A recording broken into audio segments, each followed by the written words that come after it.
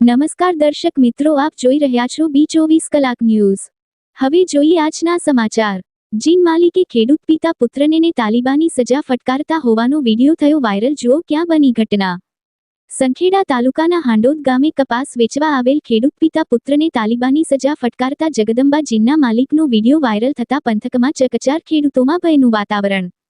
ખેડૂત પિતા પુત્રને લાગી આવતા ઝેરી દવા ગટગટાવી આત્મહત્યાની કરી કોશિશ। બંને પિતા પુત્ર ડભોઈની પ્રમુખ હોસ્પિટલમાં સારવાર હેઠળ। નર્મદા જિલ્લાના તિલકવાડા તાલુકાના પુચપુરા ગામના ખેડૂત બારિયા દિનેશભાઈ તથા તેમના પુત્ર કૌશિકને જીન માલિક સાથે કપાસના ભાવ બાબતે માથાકૂટ। ખેડૂત પિતા પુત્રને લાઇટના થાંભલે બાંધીને ફટકાર્યા।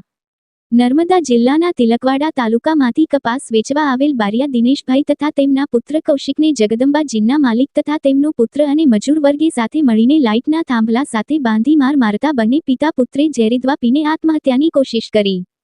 બનાવની જાણ સંખેડા પોલીસને કરતા પોલીસ ઘટના સ્થળે પહોંચી હતી। બંને પિતા પુત્રને પ્રાથમિક સારવાર આપ્યા બાદ ડભોઈ પ્રમુખ હોસ્પિટલ ખાતે રિફર કરવામાં આવ્યા હતા। અવનવા સમાચાર જોવા માટે અમારી B24 કલાક ન્યૂઝને સબસ્ક્રાઇબ કરો તેમજ બેલ આઇકન જરૂરથી દબાવજો। આજ રોજ બપોરે સંખેડા તાલુકાના હાંડોદ મુકામે જગદંબા જીનની અંદર પુચપુરા ગામના બારિયા દિનેશભાઈ તેમજ એમના પુત્ર કૌશિકભાઈ કપાસ લઈને ગયા હતા। તો ત્યાં કપાસ જે શિષ્યાઈ છે એમને કંઈક કપાસનો ભાવ ઓછો આપ્યો હતો। તો જે ખેડૂત છે આપણા બારિયા દિનેશભાઈ એમને કપાસનો ભાવ ઓછો મળતા એમને કપાસ રિટર્ન લેવા કીધું। તો એ બાબતે જગદંબા જીનના જે માલિક છે હિતેશભાઈ શાહ એમની જોડે એ લોકોનો ઝઘડો થયો।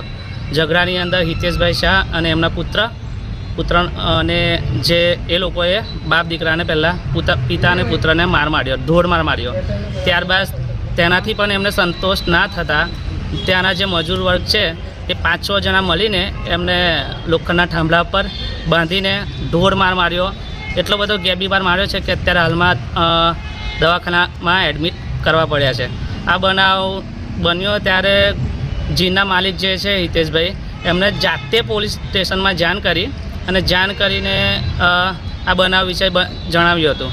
પણ જે ઢોર માર્યા પછીને જે દિનેશભાઈ અને એમના પુત્રને એમની જે આપઘાત એટલો બધો લાગ્યો કે અમને આ જાહેરની અંદર ત્યાં લગભગ 500-600 ખેડૂતો હતા, તે બધા જાહેરની અંદર માન્યો તો એમને આપઘાત લાગી ગયો કે મારી ઇજ્જત શું રહી એમ। એટલે એના લીધે આપઘાત એ લોકોએ દવા પીને આત્મહત્યા કરવાનો પ્રયાસ કર્યો, પરંતુ ત્યાં બીજા જે ખેડૂત હતા એમને છોડવી લીધા અને ત્યારબાદ પોલીસે ત્યાં સંખેડા મુકામે દવાખાને દાખલ કર્યા હતા। પણ ત્યાં ડૉક્ટરને ટ્રીટમેન્ટ ચાલી, પણ અમને એવું લાગ્યું કે એમને દવા વધારે પીધેલી છે એટલે ડૉક્ટરને જણાવ્યું। ડૉક્ટરે કીધું કે રિફર કરવા જેવા છે। તો અત્યારે અમે અહીંયા આગળ પ્રમુખ સ્વામીમાં લઈને આવ્યા છે। તો ખરેખર અત્યારે બંને બાપ દીકરા છે, બોલવાની પરિસ્થિતિ સારી છે નહીં। બંને પિતા અને પુત્રને બંને જણને ICUમાં દાખલ કરેલા છે।